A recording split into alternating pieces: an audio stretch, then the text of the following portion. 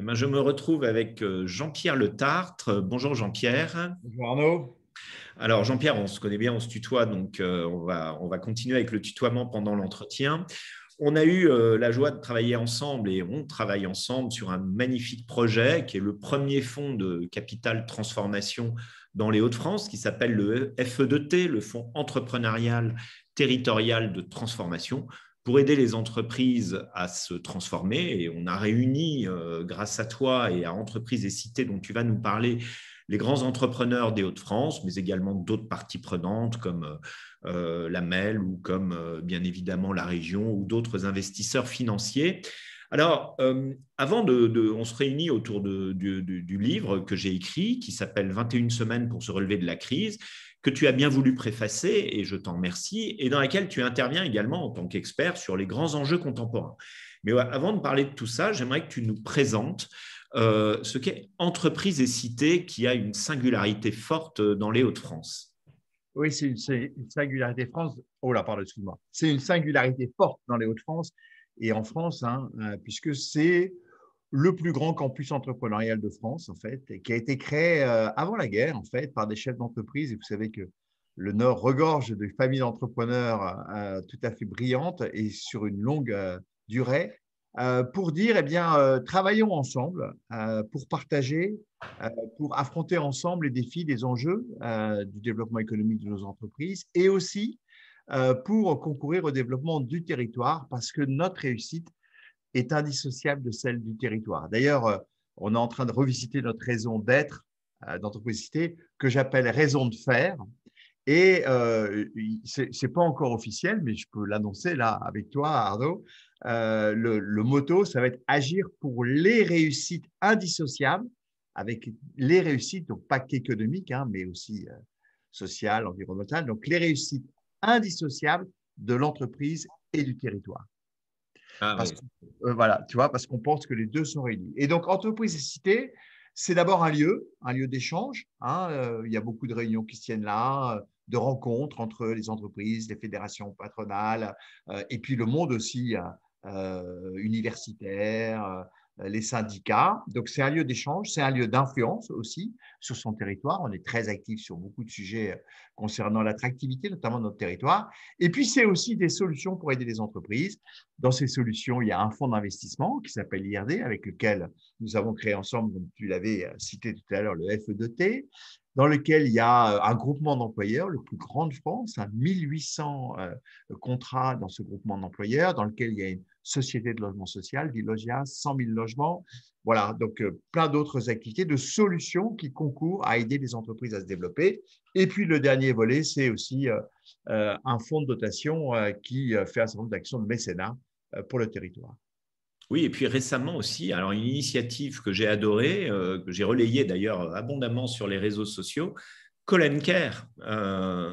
Oui, Non, mais on peut en parler parce qu'en plus on est dans l'actualité. oui, si tu veux, Colin Care, c'est quoi? C'est comme je disais tout à l'heure, c'est une sorte entreprisité, c'est un lieu de hein, de coopération, de collectif, etc. On a réuni, pardon, excuse-moi, 8 fondations, dont celle d'Entreprise Cité, mais d'autres fondations, dont la Fondation de France, d'ailleurs, des Hauts-de-France, des fondations privées, qui ont dit qu'est-ce qu'on peut faire ensemble pour aider le post-crise et notamment ce qu'on appelle les décrocheurs de l'emploi, de l'enseignement. Tu sais qu'on estime à plus de 12 000 étudiants dans les Hauts-de-France qui ont que leur smartphone pour suivre les cours, quoi, qui n'ont même pas un ordinateur où ils font leur… On me racontait l'histoire d'une jeune étudiante qui faisait ses devoirs en SMS, quoi, parce qu'elle n'avait pas d'autres moyens techniques. Bon. Et donc, pour aider ces décrocheurs. Et donc, on a lancé simplement une plateforme où les gens peuvent appeler pour dire, bah voilà, moi j'ai besoin de 100 ordinateurs dans telle école. Et puis, il y a l'entreprise X qui dit, bah, moi j'en ai 100 dans la cave, je vous les file. Donc, une plateforme de rapprochement pour aider, pour faire matcher les ressources et les besoins pour les décrocheurs. Et donc, ces 8 fondations, c'est la première fois que 8 fondations se réunissent pour la même cause. Et ça a beaucoup, en fait, eu d'impact. Ça a eu une certaine résonance. Et du coup, le conseil départemental a décidé aujourd'hui de nous accorder une subvention exceptionnelle d'un montant relativement significatif, qu'on parle d'1 million d'euros, pardon, excusez-moi, et pour aller plus vite et pour accélérer cette plateforme. Et donc, on voit bien une initiative entièrement privée, soutenue par une grosse collectivité au service des décrocheurs et donc pour réparer un peu les causes, les désastres sociaux de la crise. Ouais, c'est une magnifique initiative et similaire d'ailleurs au FE2T, comme tu le soulignais tout à l'heure dans une conversation privée. Le volet sociétal avec Colin Kerr, le volet financier et d'investissement avec En le fait, on FE2T. mélange à chaque fois le collectif d'acteurs privés, que ce soit des entreprises, des fondations, qui montent ensemble quelque chose pour mettre ensemble leurs compétences, leur savoir-faire, leur réseau, et le public vient soutenir cette initiative pour lui donner plus d'impact. Voilà, il faut souligner que l'IHEGC que je préside, c'est fortement associé d'ailleurs à la création du FE2T, en fait, puisqu'on l'a co-conçu tous les deux à la base. Et effectivement, grâce à la rencontre organisée par Valérie Ohanessian, et effectivement, on a décidé d'associer nos expertises et nos compétences. Alors, justement, ça nous fait une bonne transition.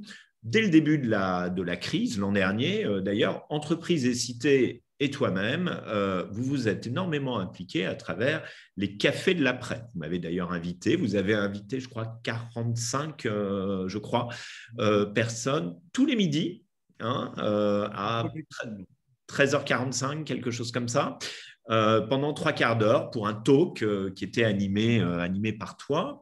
Et vous avez même fait un livre. Alors justement, On peut retrouver les podcasts encore d'ailleurs. on peut trouver sur Et le livre aussi, si vous le toutes les voulez. plateformes, les podcasts et le livre. Et je recommande le livre.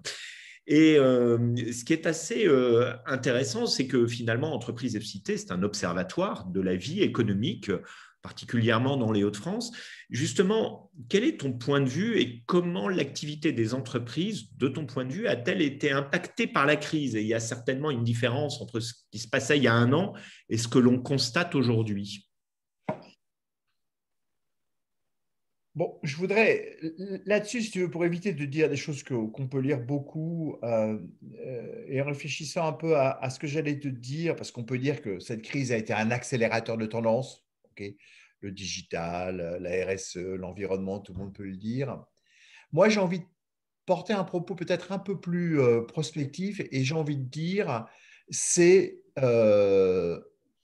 une année et surtout 2021 qui va être charnière.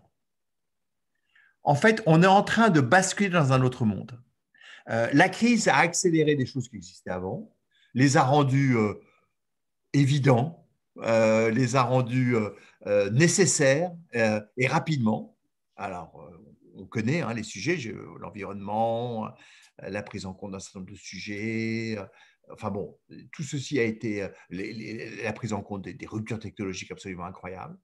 Et donc là, on rentre dans la période charnière où est-ce qu'on va en tenir compte, oui ou non? Est-ce que effectivement chaque acteur économique, chaque acteur public va intégrer ça pour transformer son activité? J'ai envie de dire même chaque citoyen, chaque électeur va intégrer ça pour chaque consommateur, va intégrer ça pour effectivement faire la transformation et donc tourner vers un monde économiquement plus responsable, socialement plus responsable, plus respectueux de la planète, enfin tout ce que vous pouvez. Est-ce que donc cette année va être l'année du changement des comportements? Et elle est charnière parce que dans un an, tu vois, si on fait une vision ensemble, Ardo, dans un an, si rien n'a changé, on aura loupé l'occasion, entre guillemets, que nous a offert, entre guillemets aussi, cette crise, avec bien entendu tous les impacts négatifs et tous ceux qui ont énormément souffert de cette situation. Mais donc, justement parce qu'on a souffert, justement parce que beaucoup ont souffert, on a le devoir de faire ce virage, de prendre cette charnière. Et donc, tu vois, je pense qu'aujourd'hui, le mot que je voudrais pousser en avant, c'est charnière. Est-ce qu'on va le faire ou pas? Parce que là, on est Bon, on a eu des aides du gouvernement, chaque entreprise le sait. Il y en a qui ont beaucoup souffert, mais il y en a qui s'en sont bien tirés. Et il y en a qui s'en tirent beaucoup mieux ce qu'ils ne le pensaient. Moi, je dis souvent, il y a 3 types de boîtes. Aujourd'hui, il y a celles qui dégustent, vraiment, qui ont beaucoup souffert et qui sont en grande difficulté. Tu les connais, on connaît les secteurs. Il y a celles qui ont fait, franchement, parce qu'elles étaient bien positionnées par rapport aux enjeux, des percées fantastiques. Et puis, il y a toutes celles entre les deux qui sont… qui doivent faire justement cette rotation, hein, prendre ce virage, tourner la porte, hein, et qui aujourd'hui, en fin de compte, sont dans une situation en fait presque meilleure que celle à laquelle ils s'attendaient. Il n'y a pas eu la guerre, on n'a pas détruit les usines. Pour le moment, l'euro tient, on n'a pas de crise financière. Non, mais, bon, voilà, les taux d'intérêt sont très faibles. On a une question de compétences, sûrement, mais bon, on peut y travailler, c'est pas non plus, voilà. Donc aujourd'hui, elles sont prêtes. Je veux dire, au fin de compte, on a peut-être n'a-t-on jamais connu dans l'histoire une situation d'appel à une grande transformation en partant d'un terrain qui n'est pas aussi dévasté qu'après. Et quand on a fait l'ONU, l'Organisation mondiale de la santé, le plan Marshall, euh, les dégâts, ça se voyait. On Il y les avait voyait. plein. Bon, on les voyait, les dégâts, hein. Bon, là, voilà, on est un petit peu tous prêts à y aller.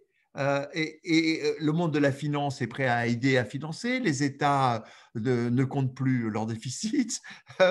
Bon, on verra après jusqu'au dans ça. Bon, donc franchement, je crois qu'on a une responsabilité, je dirais, les acteurs, les décideurs. Il y a une responsabilité qui est énorme aujourd'hui, je pense, qui est que jamais l'appel au changement a été aussi fort et jamais on avait un outil humain, industriel et financier qui n'était aussi prêt à faire ce changement. Oui, alors effectivement, d'ailleurs, on voit beaucoup de chefs d'entreprise qui réfléchissent différemment. Par exemple, dans un secteur extrêmement touché comme le commerce, beaucoup de grandes marques, de grandes enseignes se sont aperçues qu'elles avaient finalement multiplié par 2 leur chiffre d'affaires digital et qu'elles avaient atteint avec 5 ans d'avance leurs objectifs. Je ne dirais pas qu'elles ont découvert le digital, elles ont découvert, par exemple, l'omnicanalité. C'est-à-dire que on sent qu'il y a une vraie réflexion autour des notions de chaîne de valeur pour beaucoup d'entreprises. Ça a mis en évidence des vulnérabilités, ça a mis en évidence des dépendances, parfois des forces, au contraire, par rapport à ceux qui avaient privilégié certains circuits plutôt que d'autres. Et quel est ton sentiment? On a parlé là en général de la situation, mais quel est ton sentiment par rapport aux chefs d'entreprise? C'est surtout ça qui est intéressant. Est-ce que tu as le sentiment que eux, à titre personnel, ils ont vraiment compris ce qui se passe? Enfin, moi, je n'ai vu que des chefs d'entreprise exemplaires, hein, autour de moi, des gens qui se sont adaptés, qui ne se sont pas plaints, qui ne sont pas allés quémander, qui ont fait preuve d'une responsabilité énorme. Et d'ailleurs, au moment où leur entreprise s'est affirmée comme un corps social absolument indispensable. Et c'est peut-être d'ailleurs une occasion unique de renouveler le management. Donc, comment tu perçois, toi, ces managers et ces dirigeants et ces actionnaires là autour de toi, autour d'entreprises et cités? Écoute, je rejoins ton point de vue. Moi, je trouve qu'on a des chefs d'entreprise, et tout particulièrement dans ma région, mais j'en connais aussi beaucoup en dehors de la région, de par mon histoire professionnelle, qui sont tout à fait exemplaires et prêts à ce qu'on vient de dire, à prendre cette année charnière. D'autant que on leur demande de plus en plus. Euh, Aujourd'hui, l'entreprise devient un maillon important de la société, du territoire, de la vie en général, pas que de la vie économique. Il l'est de plus en plus. On voit bien que on leur demande de tu parlais de Colin Kerr tout à l'heure, on va mobiliser les entreprises autour de ça, hein. Au fond, l'action sociale, certains chefs d'entreprise auraient pu dire c'est pas mon rôle, c'est le rôle de l'État. Je paye des impôts et des charges sociales pour cela. Ils se rendent bien compte que par rapport aux enjeux, il faut qu'on s'y mette dans la proximité et que les entreprises s'engagent. Et donc, quand on parle d'entreprise à mission, chose avec laquelle je suis en parfait accord, bon, bah, on en demande plus aux entreprises que simplement de gagner de l'argent, comme certains disaient, ou de faire des profits. Donc, on demande l'entreprise aujourd'hui, j'ai envie de dire, et souvent d'ailleurs, malheureusement, quelquefois, le seul pilier un peu solide d'un territoire. Hein. Beaucoup de choses à côté ont souffert. La famille, les religions, quelquefois même l'autorité publique. Donc l'entreprise est un lieu euh, bien souvent, et on ne le dit pas assez, je sais bien que ce n'est pas toujours le cas, d'épanouissement de la femme et de l'homme. Hein. On ne le dit pas assez souvent, on dit l'entreprise n'est plus le lieu forcément comment dire, de l'oppression. Il peut être aussi un lieu d'épanouissement, de réalisation de la femme et de l'homme. Et donc cette responsabilité, je pense que les chefs d'entreprise l'ont bien en tête. Aujourd'hui, vous retirez l'entreprise d'un territoire, le territoire s'effondre. Donc, je pense qu'on en demande plus aux entreprises dans un environnement où on doit se transformer de façon assez fondamentale. Et donc, je trouve que oui, les chefs d'entreprise, face à ça, tiennent bien le coup. Oui, alors, tu as accepté de t'associer à la parution de mon livre et j'en profite pour te remercier puisque tu as doublement accepté. C'est moi qui te remercie. Non seulement tu l'as préfacé, et puis également tu as apporté ta contribution sur la partie qui était consacrée aux grands enjeux contemporains. Donc, la première question que j'ai envie de te poser est de te dire, alors ça fait, faut expliquer quand même que ça fait à peu près 15 ou 16 mois que tous les deux, on parle beaucoup de transformation et avec un petit groupe autour de nous, tous les mardis soirs d'ailleurs, et puisqu'on est mardi aujourd'hui. Et donc, effectivement, on parle beaucoup de transformation ensemble, on a beaucoup réfléchi sur ces sujets-là. Toute ta carrière a été illustrée finalement au cœur du monde de l'entreprise, même au-delà des frontières françaises. Et donc, qu'est-ce que ça t'a inspiré quand je t'ai parlé de mon initiative de dire bah, je vais écrire en fait la cure de remise en forme d'une entreprise avant d'aller chercher des gens à l'extérieur, comme ton ancien métier ou comme le mien.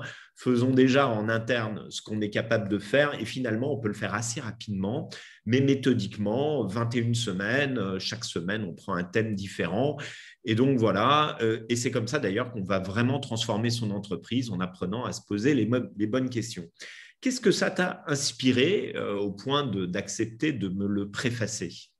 Bah, d'abord parce que j'apprécie de travailler avec toi depuis près de 2 ans et je pense qu'on construit des choses ensemble qui sont très utiles en fait tout simplement hein, et qui vont l'être encore plus. Et donc j'ai du respect aussi pour tout ce que tu as pu faire et ton parcours auprès de toutes ces entreprises dont tu as aidé, où tu étais partie prenante de la transformation. Euh, et au fond, ce qui m'intéressait dans le livre, c'est un peu ce que tu représentes aussi, qui est un mélange d'expertise et d'expérience. Moi qui ai été dirigé un cabinet de conseil, je sais à quel point aujourd'hui l'expertise est importante, mais à quel point l'expérience l'est aussi. Et qu'il n'y a pas de transformation qui ne parte pas de l'intérieur de l'entreprise. Bien évidemment, elle doit s'enrichir de tout ce qui se passe à l'extérieur. Donc, l'expérience de l'entreprise, l'expérience de ses pairs, de ce qu'il y a autour de soi, et l'expertise aussi des consultants, des experts. Voilà. Il faut mélanger tout ça. Vous savez, moi, j'aime beaucoup l'image du buvard. Hein, il faut s'imprégner de tout ça. Et donc, le chef d'entreprise, il doit s'imprégner de ce que disent ses collaborateurs, de ce que disent les experts, et de ce que disent les gens qui ont de l'expérience. Après, il prend tout ça, il le mijote, il fait une recette, hein, et puis il sort ce qui va lui correspondre. Mais c'est ça. Et dans ton livre, c'est ça. Dans ton livre, il y a les parties prenantes, le diagnostic, voilà, il y a le mélange. Tu as fait la recette à chaque fois. Hein, il y a des ingrédients. Et c'est ça. On ne peut pas demander à un consultant de transformer sa boîte. Si vous faites ça, ça ne marche jamais.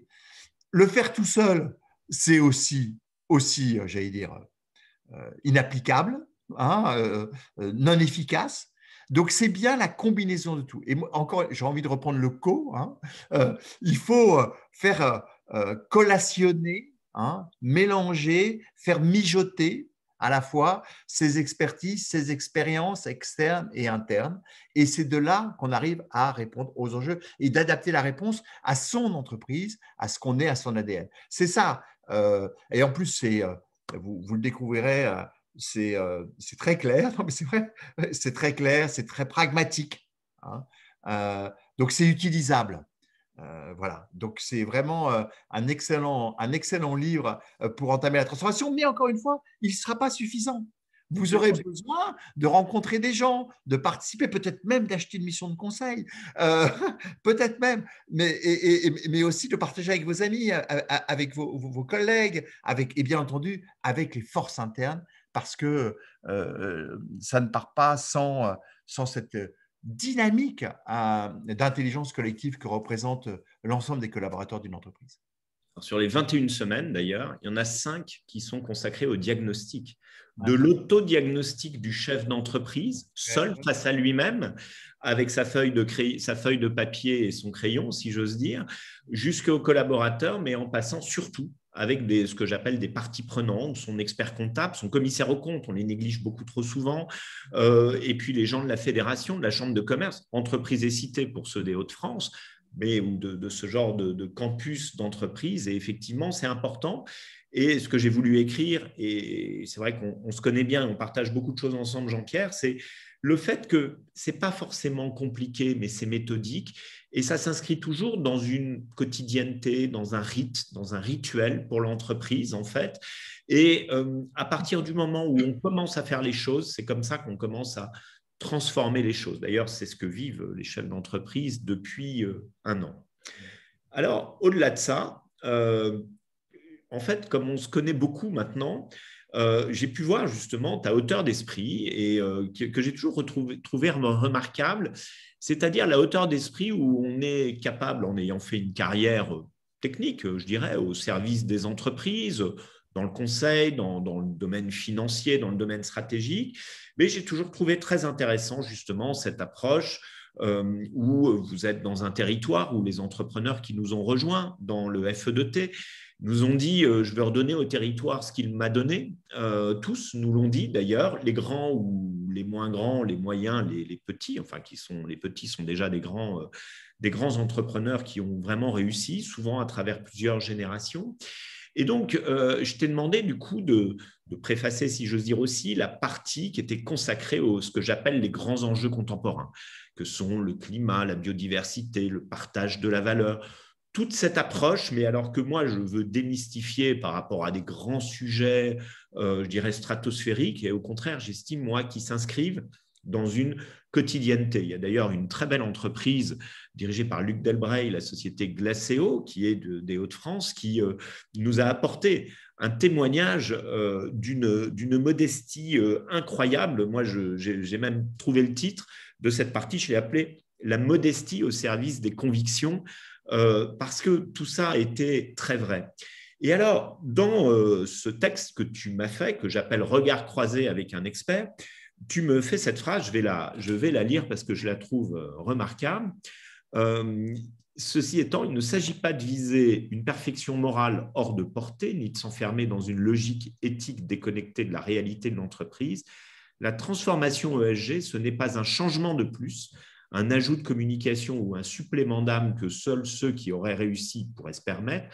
Elle doit au contraire s'intégrer à la feuille de route, car elle est un levier de la transformation autant qu'une de ses finalités. Et je trouve cette phrase remarquable parce que d'abord, elle résume mon approche, c'est-à-dire que ce n'est pas en plus, mais c'est dedans.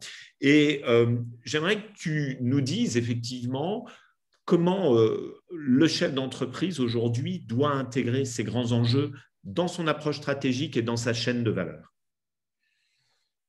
Alors, déjà, il doit être convaincu que c'est consensuel, je ne sais pas si je le dis très bien là, excusez-moi, à la réussite, aux réussites avec un S de son entreprise sur la durée. C'est-à-dire que je ne fais pas, moi je disais souvent, je ne fais pas le chiffre d'affaires le matin, le profit l'après-midi et le soir dans les cocktails, la RSE. Quand on a une décision à prendre, on prend en fonction de la complexité de l'ensemble de ces critères, de ces impératifs. Se développer, gagner de l'argent, respecter son environnement, par exemple. Respecter les femmes et les hommes. Donc, on le fait, c'est en même temps. C'est en même temps. Donc, c'est ça qui est très… Il faut bien comprendre que chaque décision s'appuie sur cette complexité. Donc, ça, c'est d'être convaincu de ça. Après, ce qui me paraît, et là, souvent, ce n'est pas toujours simple, c'est qu'une fois, au fond, au niveau du chef d'entreprise, il peut comprendre ça. Enfin, il le comprend, il l'intègre. Mais c'est comment on le fait vivre au quotidien dans l'entreprise et dans les décisions de chaque jour. Parce que quand vous avez un de vos directeurs de filiale ou votre patron d'usine à qui vous avez filé le budget et que en plus vous lui rajoutez à la fin, mais au fait, tu n'as rien fait pour l'environnement, pour l'action sociale dans ta région, etc. Mais il dit, mais attends, j'ai respecté le chiffre d'affaires et la rentabilité. Donc, il faut, si on n'intègre pas ces éléments-là dans le tableau de bord de chaque dirigeant, de chaque manager, eh bien, ça ne fonctionne pas. On peut avoir un très beau rapport annuel avec tous les KPI ESG du monde. Si derrière, il n'y a pas des tableaux de bord qui vont jusqu'au plus jusqu'en bas de l'entreprise, enfin jusqu'aux plus petites cellules de l'entreprise, eh bien, ça ne fonctionnera pas. Donc ça, c'est vraiment très important aussi, c'est d'intégrer ça dans le management de l'entreprise. Et là, on peut faire avancer, dans ce cas-là, le sujet et le faire avancer parce que c'est intégré dans l'entreprise. Et vous voyez, je vais prendre un exemple que je rappelais tout à l'heure, juste avant d'ailleurs, une autre visio, qui est assez intéressant parce que j'en parlais avec quelqu'un qui représente une grande entreprise pour lui expliquer ça et il est tout à fait d'accord avec moi. En fait, c'est sûr, j'avais lancé à l'époque chez EY un plan handicap, intégration de personnes en situation de handicap, et donc avec une mission handicap. Et les gens m'avaient dit, mais ça c'est ouais, bon, voilà, c'est parce que c'est pour faire bien. Hein. Et j'ai dit pas du tout. Notre enjeu majeur dans une entreprise comme EY, ce n'est plus le cas maintenant, mais c'était le cas il y a quelques années, c'est que les gens sortent de l'homogénéité, même école, même costume, même cravate, même chemise, et qu'ils apprennent à écouter la différence. Ils seront donc ainsi, surtout dans des périodes aussi complexes et qui nécessitent tant de transformations, bien meilleurs chez leurs clients. Eh bien, l'intégration de personnes en situation de handicap concourt à cela, à ce que, justement, on sache entendre la différence. Alors, c'est très compliqué, on n'en a pas fait beaucoup, je tiens à le dire. Mais ça faisait partie d'une des actions qui contribuait à créer chez l'ensemble des collaborateurs de la maison une plus grande écoute à la différence. Je peux pas dire que j'ai tiqué la case RSE, intégration de personnes en situation de handicap en faisant ça. Et je me fous de payer les 6% ou pas les 6% parce que je n'ai pas engagé. Non, ça concourt à ma stratégie. Eh bien, je pense que je prends celui-là parce qu'il est un peu plus éloigné peut-être que la récupération des plastiques ou l'empreinte carbone, mais c'est pareil. Il faut trouver le lien et il y en a un qui concourt à la création de la valeur ajoutée de l'entreprise. Oui, j'adore, ça rejoint ma grande théorie du management de la singularité. Parce que j'aime bien le mot singularité, en fait, qui est moins chargé politiquement que le mot diversité aujourd'hui, qui, je dirais, a un ADN trop lourd. Et pour aller dans ce sens du handicap, moi, il y a une jeune femme qui s'appelle Flora Thiebaud, qui a monté Oti Consult, donc un cabinet de conseil, de prestation de services avec des personnes atteintes d'autisme, mais qui sont déléguées dans des entreprises. Alors, elles sont accompagnées pour leur capacité de calcul. C'est de la neurodiversité et c'est exactement ça. Et ils sont aperçus que toutes les entreprises qui accueillaient de tels consultants, parce que ce sont des consultants à part entière, en fait, l'entreprise faisait des progrès immenses. Et on peut l'imaginer également pour les personnes atteintes d'autisme, elles, en termes d'activité et de vie également. Mais tu sais, si je voulais dire, puisque tu m'entraînes sur ce débat, sur ce chemin, l'écoute de la différence, tout le monde va dire que c'est important de savoir écouter les différences, surtout dans un monde aussi complexe, s'appuie sur la reconnaissance de ses fragilités et la reconnaissance des fragilités chez les autres. Et l'inverse de ça, c'est l'arrogance. Et l'arrogance, ça va où? Ça va dans le glacier du Titanic. En fait, en disant ça, pour moi, on peut avoir résumé, en fin de compte, beaucoup de livres de management, tu vois, de principes de management. Au fond, si on arrivait rien que ça, à inculquer ça, on ferait des efforts considérables dans le management des femmes et des hommes dans les Ah, entreprises. je suis complètement d'accord. Je crois que j'écris dans mon livre que gérer la singularité des autres, manager la singularité des autres, c'est reconnaître avant tout sa propre singularité et en être conscient à un moment où on est multi-horizon, multiculturel, multigénérationnel. Nous avons encore 4 générations actuellement, hein, des baby boomers, les X, les Y, les Z dans les entreprises. Et petit à petit, effectivement, la relève va être prise vraiment par les millennials et la génération Z. Donc, c'est un moment absolument historique. On pourrait continuer des heures ainsi, Jean-Pierre. Un immense merci Ah, pour merci avoir à toi, accepté Arnaud, hein. l'invitation. Donc, je vous conseille bonne lecture à tous ceux qui vont se précipiter Ouais. euh, pour acheter ce livre. Non, non, mais je pense que franchement, je l'ai lu et je recommande vivement à tous les décideurs, en fin de compte, hein, tous les acteurs de la vie économique de lire ce livre Merci. pour prendre la bonne charnière. Exactement. Merci beaucoup pour cet éclairage, Merci à Jean-Pierre. En tout cas, c'était passionnant. Merci bien.